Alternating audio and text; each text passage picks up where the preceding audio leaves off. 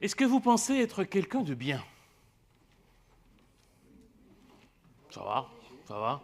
Alors, allez, je vais poser la question, c'est difficile de parler de soi, mais est-ce que vous pensez que nous sommes ce matin en bonne compagnie?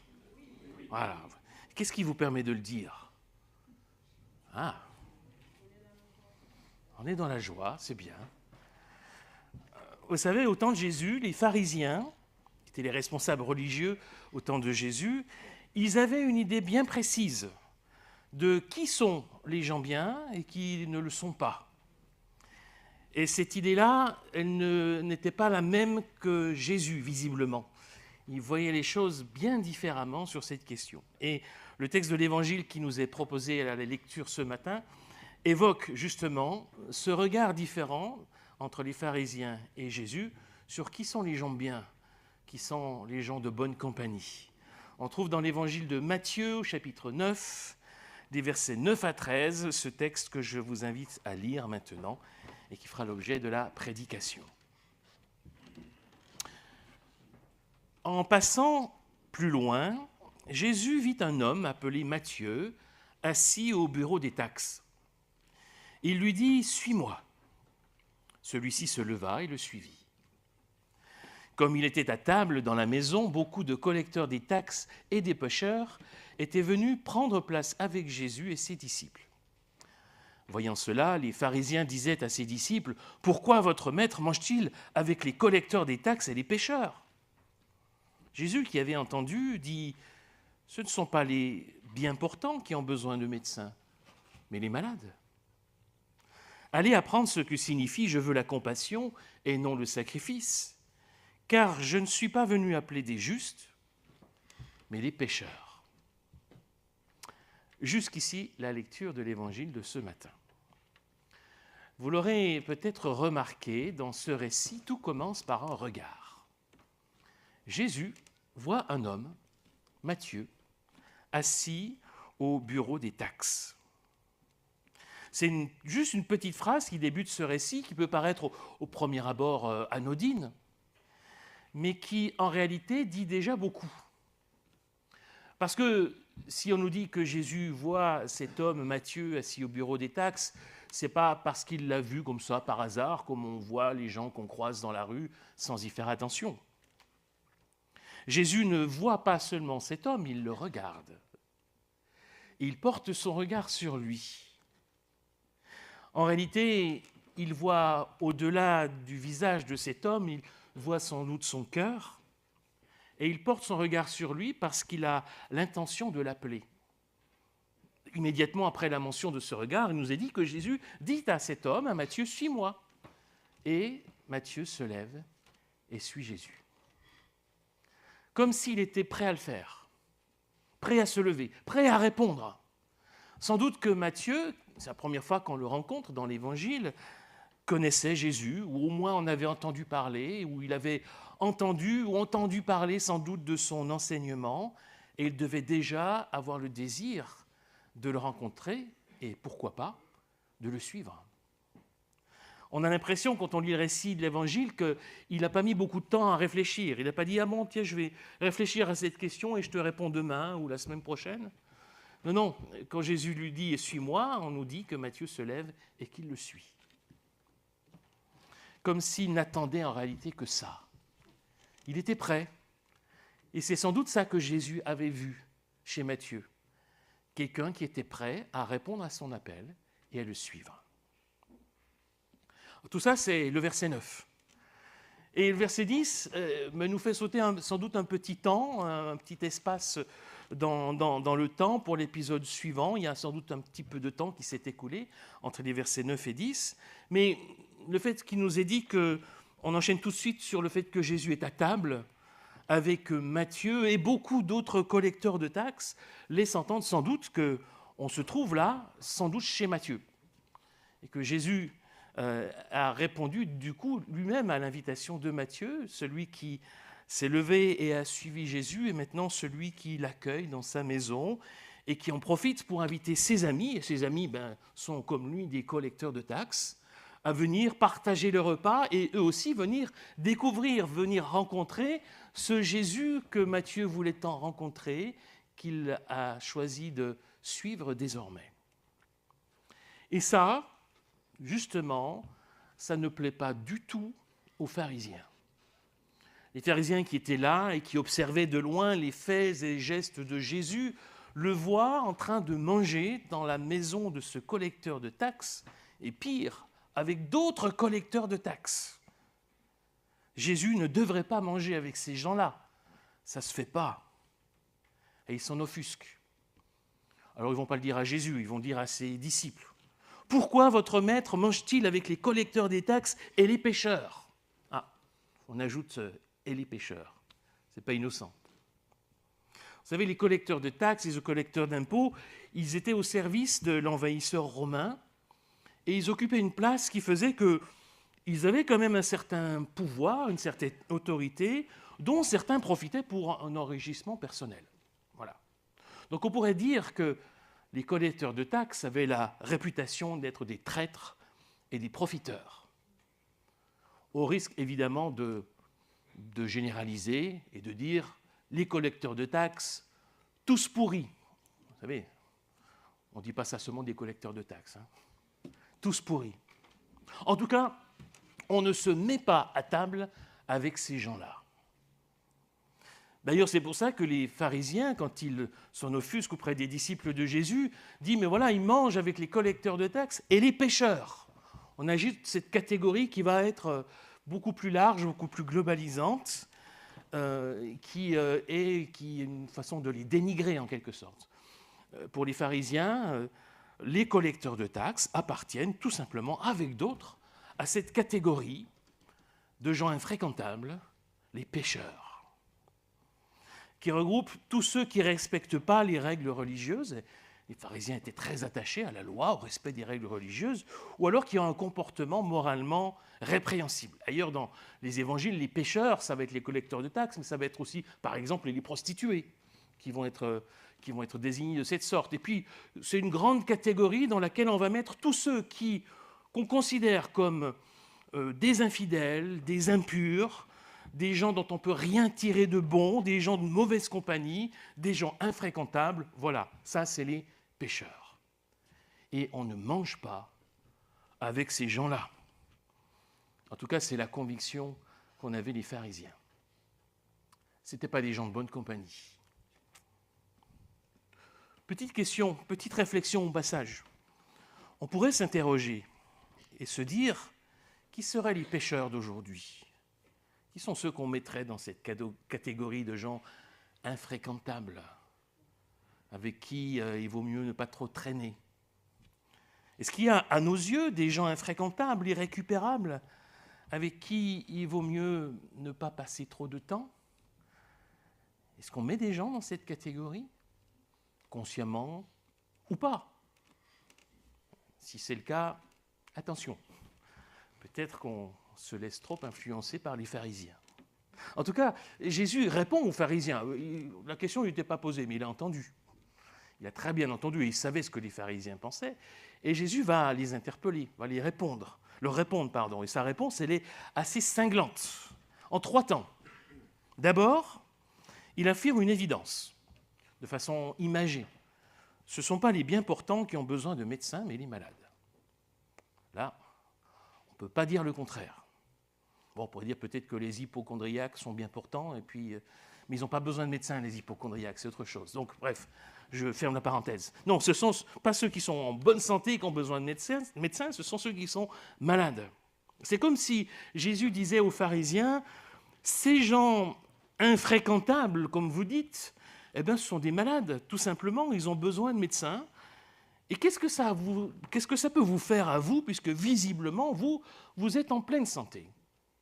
Qu'est-ce que ça peut bien vous faire que je mange avec eux ? Jésus ici se compare à un médecin qui se soucie de la santé, en l'occurrence spirituelle, de ceux qui viennent le voir, qui viennent le rencontrer, qui viennent l'écouter. Et la question de savoir si ces gens sont fréquentables ou non, ça n'intéresse absolument pas Jésus. Il se fiche pas mal de ce qu'on dit des gens. des catégories dans lesquelles on les classe ou on les enferme. Fréquentable ou pas, peu importe, il accueille ceux qui viennent à lui. Il va auprès de ceux qui ont besoin de lui, quels qu'ils soient, quelle que soit la catégorie, entre guillemets, à laquelle ils appartiennent. La question des gens fréquentables ou pas, ça n'est pas la question de Jésus. Il voit au cœur, il voit les besoins de ceux qu'il rencontre, quels qu'ils soient, et il est venu pour ceux qui ont besoin de lui. Alors il mange avec eux. Pas de problème. Ensuite, après cette évidence, Jésus va adresser une petite pique à l'égard des pharisiens. Allez apprendre ce que signifie « je veux la compassion et non le sacrifice ».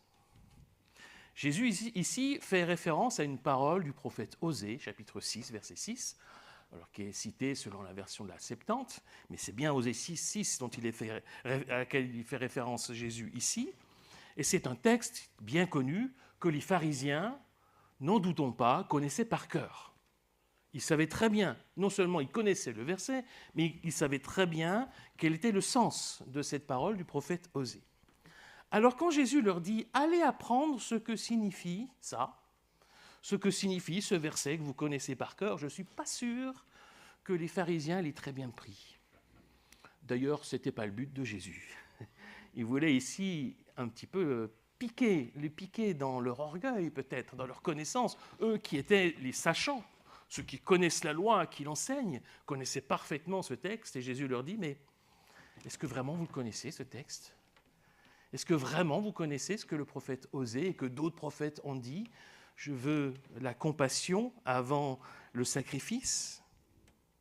Jésus est en train de sous-entendre, et les pharisiens l'ont bien compris, que leur légalisme, leur façon de s'arrêter juste à la loi, à la lettre de la loi, leur fait oublier l'essentiel, la compassion, l'amour du prochain, l'amour de ceux qui ont besoin d'être écoutés, d'être aidés. Et les pharisiens l'avaient complètement oublié. Et puis Jésus conclut sa réponse par une affirmation fondamentale, universelle. « Je ne suis pas venu appeler des justes, mais des pécheurs. » Et c'est intéressant que Jésus reprend ici le mot utilisé par les pharisiens. « Ah, ils mangent avec des collecteurs de taxes et des pécheurs. » Ben oui, mais Jésus dit, ces pécheurs, c'est eux que je suis venu appeler. Ceux que vous considérez comme des gens infréquentables, avec lesquels on ne doit pas traîner ou il ne faut pas manger avec eux, eh bien moi, c'est eux que je suis venu appeler. C'est pour eux que je suis venu, c'est pour eux. Jésus n'est pas venu appeler des gens fréquentables. Il est venu appeler des gens infréquentables. Des gens de mauvaise vie, des pécheurs, pas des justes, si tant est qu'on puisse vraiment être juste. En tout cas, Jésus n'est pas venu pour ceux qui se prétendent justes et qui pensent du coup n'avoir pas besoin de lui. Il est venu pour ceux qui reconnaissent avoir besoin de lui. Eh bien, ces pécheurs, comme les pharisiens les appelaient, ils reconnaissaient qu'ils avaient besoin de Jésus. Et donc cette réponse de Jésus, cinglante, en 3 temps, elle nous permet de discerner, et c'est ce que j'aimerais souligner maintenant, 2 pistes possibles d'application pour nous de ce texte, 2 principes qu'on pourrait dire importants concernant la vie de disciple du Christ, la vie de chrétien, pour que ce texte nous interpelle, nous, aujourd'hui. La première leçon, le premier principe, c'est de refuser d'enfermer les gens dans des catégories. Refuser d'enfermer les gens dans des catégories. Et là, ce principe, il se démarque de l'attitude des pharisiens que Jésus dénonce, qu'il condamne fermement. Refuser d'enfermer les gens dans des catégories, quelles que soient ces catégories. Vous savez, en gros, pour les pharisiens, il y avait 2 catégories de personnes, les pécheurs et les justes. Vous étiez soit l'un, soit l'autre. Et puis, il y avait tout un arsenal de règles et de lois qui permettaient d'enfermer tout le monde, soit dans une catégorie, soit dans l'autre. Évidemment, les pharisiens, eux, on ne peut pas leur enlever leur souci de pureté, de fidélité, et à leurs yeux, eux appartenaient à cette catégorie des justes, et tous les autres, ceux qui n'écoutaient pas cette loi, étaient de l'autre catégorie, les pécheurs. En fait, je me dis peut-être que les pharisiens ne seraient pas complètement mal à l'aise dans notre société aujourd'hui. Vous savez, notre société qui est de plus en plus polarisée, où la nuance n'a plus beaucoup de place, où constamment on est poussé à choisir un camp, on est complètement pour ou complètement contre, on a du mal à discuter, à débattre, parce qu'on préfère les affrontements et les clashs. C'est noir ou c'est blanc, c'est juste ou c'est pécheur. Ben voilà, la logique des pharisiens, elle n'est pas très éloignée de la logique qu'on peut rencontrer aujourd'hui dans notre monde, dans notre société. Et le problème, c'est que enfermer les autres dans des catégories, c'est s'empêcher de les accueillir. Ben oui, ce n'est pas ma catégorie, je ne veux pas les voir. C'est s'empêcher de les accueillir, de se laisser surprendre par eux, et même à la limite, c'est refuser à Dieu la possibilité d'agir en eux et à travers eux. En fait, c'est vraiment très problématique d'enfermer les gens dans des catégories. Et on peut être tenté, parfois, de tomber dans cette tentation, d'enfermer les gens, vous savez, dans des a priori. On s'est fait notre idée sur cette personne. Elle est comme ça. Elle ne changera jamais. Enfermer les gens dans des catégories, ça peut nous arriver aussi. Alors certainement qu'on ne va peut-être pas faire comme les pharisiens qui vont dire qui est juste et qui est pécheur. Mais peut-être parfois, nous autres, protestants, évangéliques, avons le risque de dire, ah ben voilà, qui est vraiment chrétien et qui ne l'est pas. Deux catégories. Ou alors qui est vraiment converti et qui ne l'est pas. Deux catégories. Ou alors qui est sauvé et qui ne l'est pas. Deux catégories. Et franchement, si on fait ça, on ne fait pas mieux que les pharisiens. C'est la même logique. Qui suis-je pour décréter qui est juste et qui ne l'est pas? Qui suis-je? Que je m'occupe d'abord de ma propre justice, de mon propre péché, avant de classer les autres dans une catégorie ou l'autre. Qui suis-je pour dire qui est vraiment chrétien, converti, sauvé, et qui ne l'est pas? Que je m'occupe d'abord de ma vie chrétienne, de ma vie de disciple du Christ, de mon cheminement de disciple à la suite de Jésus, c'est déjà amplement suffisant. Et du coup, le deuxième principe que j'aimerais souligner découle un petit peu de ce premier. C'est l'importance d'accepter de se reconnaître toujours pécheur. Ça, c'est finalement inspiré de la conclusion de Jésus, quand il dit « Je suis venu appeler des pécheurs et pas des justes ». C'est un principe d'humilité. En fait, nous ne devons jamais oublier que nous sommes pécheurs et que nous le restons tout au long de notre vie. Alors certes, en Christ, par la foi, nous sommes des pécheurs pardonnés, c'est vrai, mais des pécheurs tout de même. Même si nous sommes au bénéfice du pardon et de la grâce de Dieu, nous demeurons des pécheurs, et cela jusqu'à notre dernier souffle. Il faut bien en être conscient, ne jamais l'oublier. Mes amis, si vous avez répondu à l'appel du Christ, et j'espère que c'est le cas, alors vous êtes des pécheurs. Parce que Jésus est venu appeler des pécheurs et pas des justes. Alors, ce n'est pas être misérabiliste que de dire ça. Ce n'est pas vouloir nous étouffer sous un sentiment de culpabilité constant. « Ah, je suis pécheur, pauvre pécheur que je suis. » Ce n'est pas ça la logique, on est bien d'accord. Mais cette conscience d'être pécheur et de le demeurer, même étant au bénéfice de la grâce de Dieu, est important, est essentiel pour notre façon d'être et de vivre en chrétien. Ce n'est pas morbide, ce n'est pas déprimant. En fait, c'est juste un principe de réalité. Se savoir pécheur, c'est reconnaître ses limites, c'est reconnaître ses failles, c'est accepter de reconnaître ses erreurs, ses fautes. Et c'est pouvoir le faire en toute liberté devant Dieu parce que Dieu fait grâce. Si ce n'est pas un problème de se reconnaître comme pécheur, c'est parce que Dieu nous aime, qu'il n'est pas en train de nous mettre la pression « Ah, tu es un pécheur !» Non, il nous offre sa grâce. Alors on peut être tel que nous sommes et reconnaître que nous sommes pécheurs avec nos limites, nos failles, avec les fautes et les erreurs que nous commettons. Se souvenir que nous sommes pécheurs permet de nous rappeler notre dépendance de Dieu et de sa grâce. Notre salut ne dépend pas de nous, de notre foi, de notre fidélité, de notre persévérance.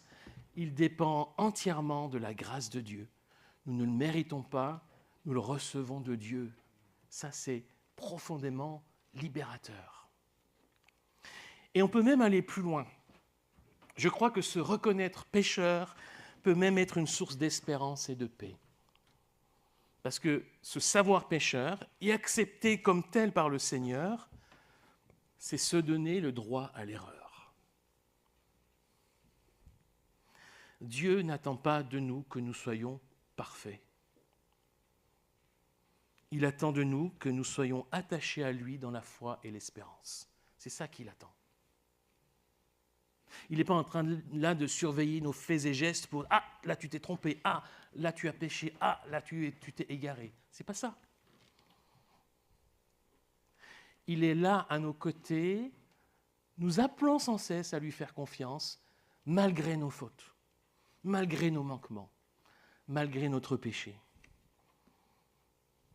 Et ça c'est vrai pour chacun d'entre nous et c'est libérateur, mais c'est vrai aussi pour nous ensemble, dans la communauté que nous formons. Si nous reconnaissons que chacune d'entre nous, nous sommes pécheurs, jusqu'à notre dernier souffle, alors nous savons que nous formons ensemble une communauté de pécheurs. Communauté de pécheurs pardonnés, mais une communauté de pécheurs tout de même. Ce qui veut dire que le droit à l'erreur devant Dieu, il est aussi pour mon frère, il est aussi pour ma sœur. Nous sommes appelés à être une communauté de grâce, au bénéfice de la grâce de Dieu en Jésus-Christ, appelés à vivre la grâce aussi entre nous, les uns envers les autres. Jésus n'est pas venu appeler des justes, mais des pécheurs. Et franchement, quelle bonne nouvelle! C'est vraiment libérateur. Nous pouvons être devant Dieu tels que nous sommes. Il nous accueille. Pas besoin de nous mettre la pression, encore moins de mettre la pression sur les autres. Pas besoin de chercher à être toujours parfait, simplement s'approcher de Dieu avec foi et espérance, comme le dit très bien l'Épître aux Hébreux, Hébreux 4,16. Approchons-nous donc avec assurance du trône de la grâce pour obtenir compassion et trouver grâce en vue d'un secours opportun. Oui, Dieu est sur un trône de grâce et il nous accueille tels que nous sommes. Apprenons donc sans cesse à vivre de la même manière les uns envers les autres, en refusant d'enfermer dans des cases ou de coller des étiquettes, en s'autorisant et en autorisant aux autres un droit à l'erreur et un droit de recevoir la grâce. Jésus n'est pas venu appeler des justes, mais des pécheurs. Accueillons-nous donc les uns les autres comme Jésus nous a accueillis, c'est-à-dire avec grâce. Amen.